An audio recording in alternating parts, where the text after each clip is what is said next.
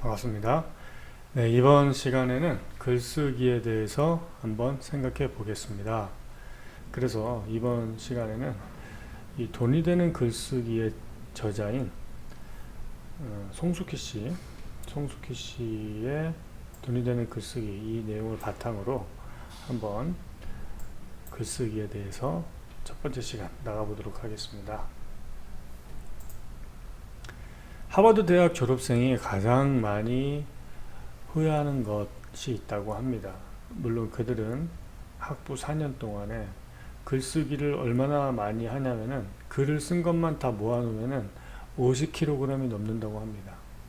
그런 A4 용지를 차곡차곡 모아놓으면은 얼마나 많이 쓰면은 그 정도 양이 되겠습니까? 그런데도 그들이 졸업하고서 후회하는 것, 가장 많이 후회하는 것이 뭐냐 했을 때 학창 시절에 글쓰기에 대해서 더 배우지 못한 것을 후회한다고 하는 거죠.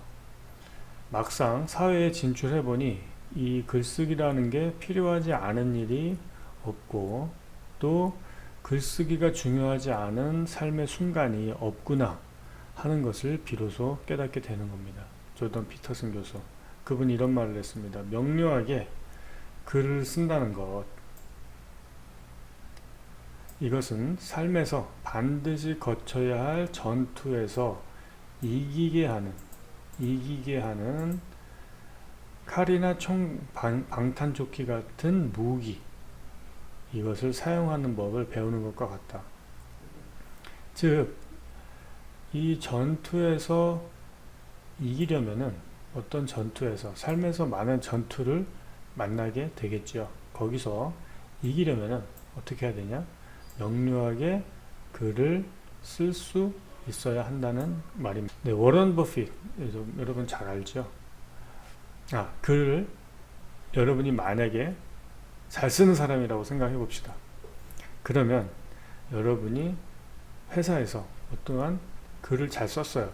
그러면 당신은 유능한 사람으로 인식을 하게 됩니다.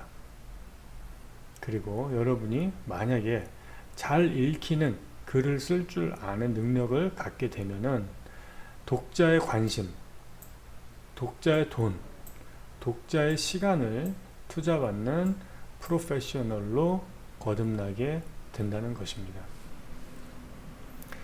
자, 여러분이 만약에 제대로 생각할 수 있고 말할 수 있고 제대로 글을 쓸 수 있다면 여러분의 앞길을 막는 것은 아무것도 없습니다.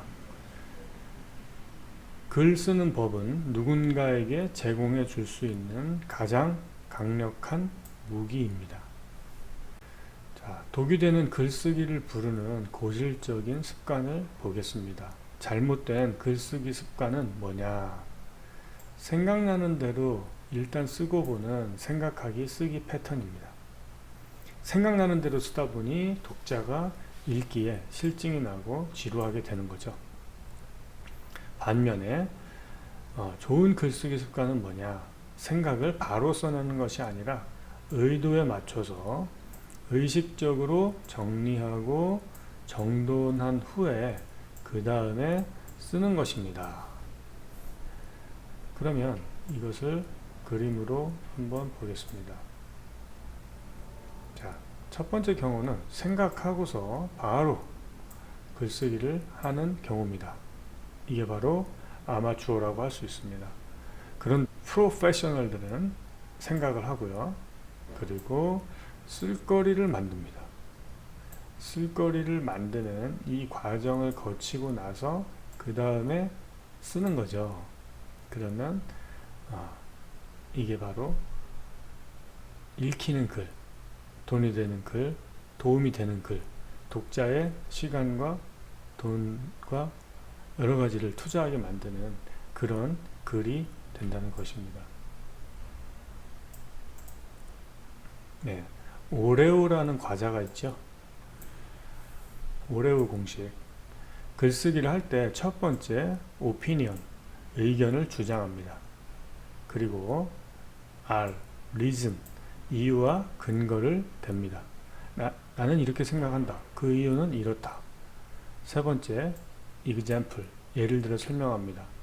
그런 사례는 이러한 것들이 있습니다. 그래서 나는 재차 이런 것을 주장합니다. 의견을 강조하고 제안을 하는 것. 그것이 바로 오레오 공식이고요.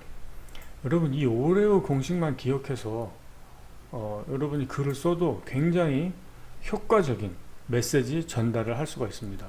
오레오 예시를 보겠습니다. 혼자 사는 어르신이라면 개를 키우세요. 오피니언이죠. 왜냐하면 개는 인간에게 도움이 되기 때문입니다. 리즌입니다.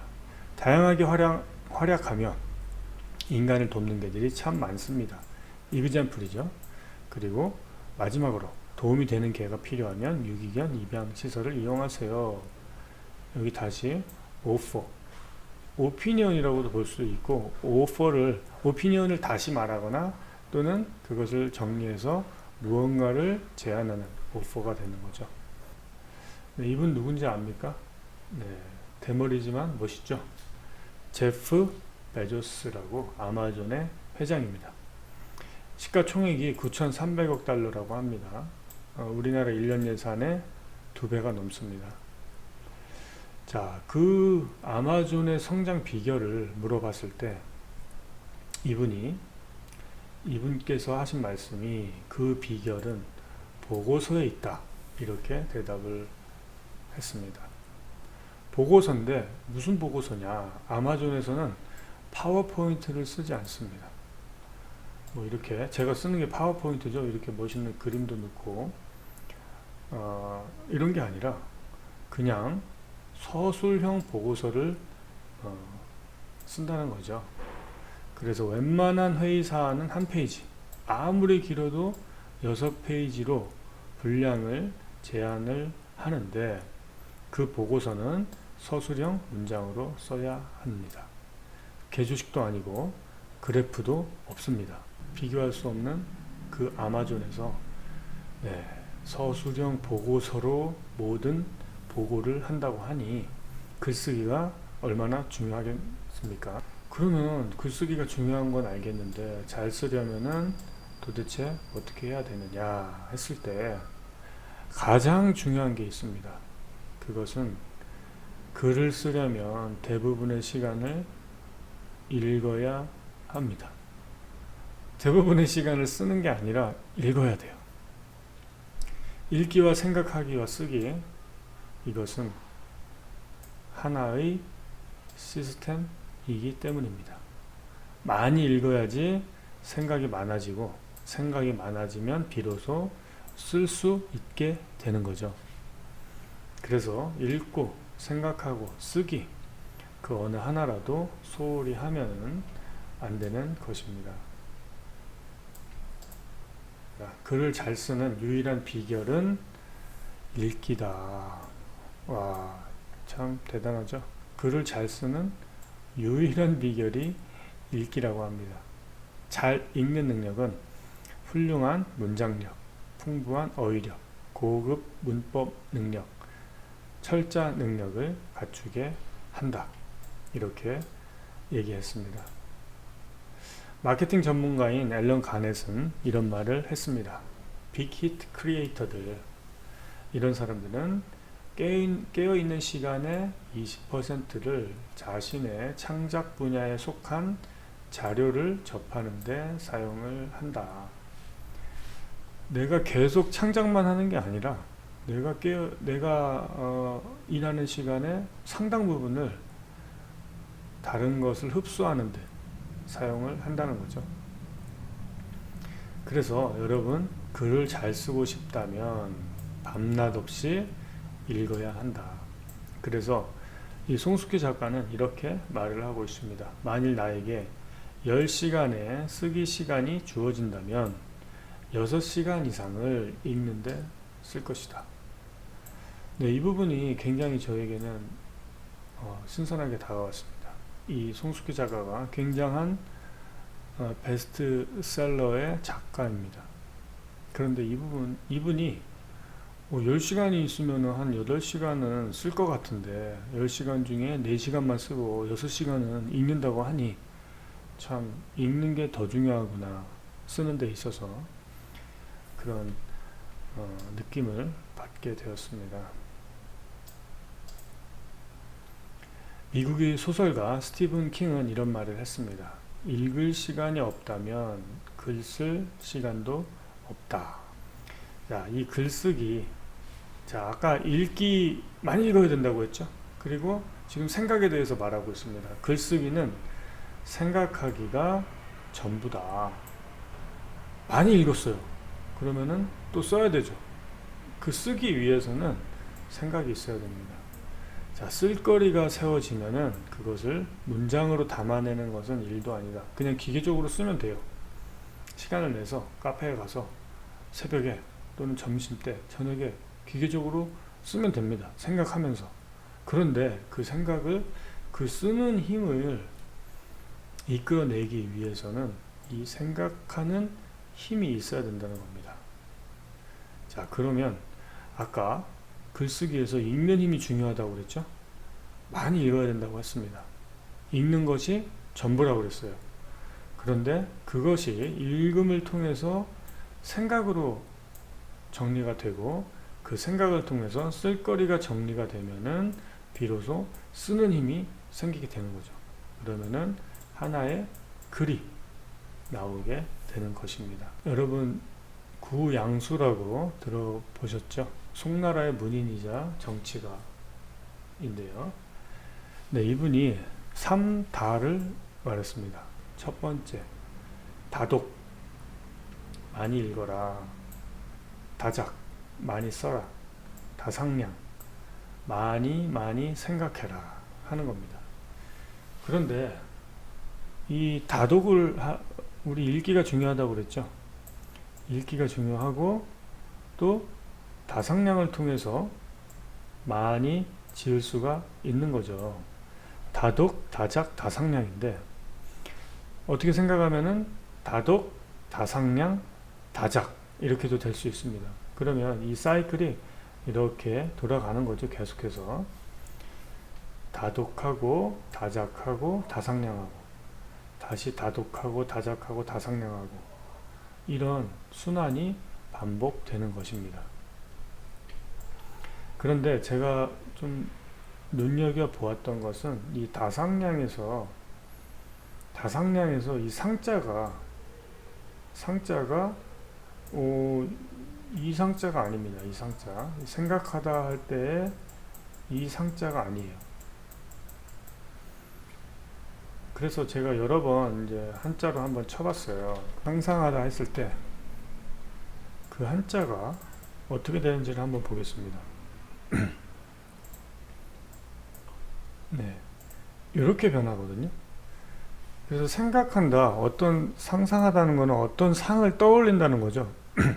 그래서 근데 이 다독, 다작, 다상량에서 요 상자도 안 들어가고 두 번째 이 상자도 안 들어가는데 왜 이 상자가 들어가냐? 이 상자는 뭐예요? 상인할 때, 상업할 때 어떤 돈을 뜻하는 그때의 상이죠. 그래서 저는 이게 한자가 잘못되지 않았나 이런 생각을 갖고 뭐 인터넷을 계속 다 찾아봐도 이 한자가 맞습니다.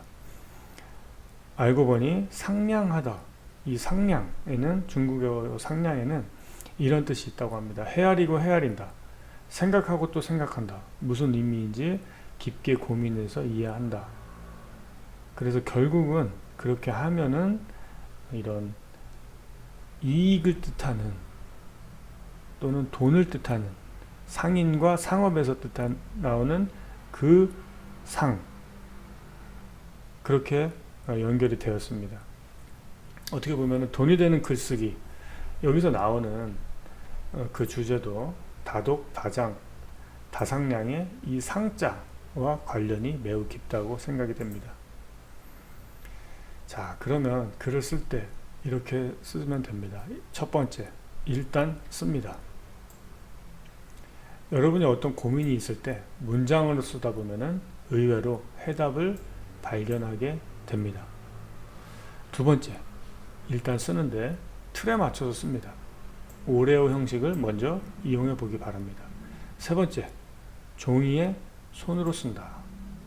종이에 뭔가를 쓰고 있는 한 당신은 제대로 하고 있는 것이다. 네. 그래서 여러분 종이에 일단 틀에 맞춰서 오래오래 한번 써보기 바랍니다.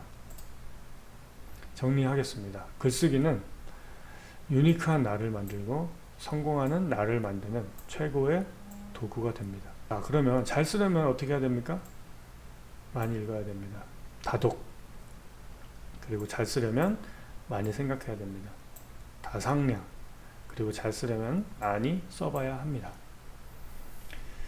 자, 다독, 다작, 다상량. 이거 천년 전에 구양수가 얘기한 건데 뭐 하나의 진리가 되는 것 같아요. 여러분 수고하셨습니다. 감사합니다.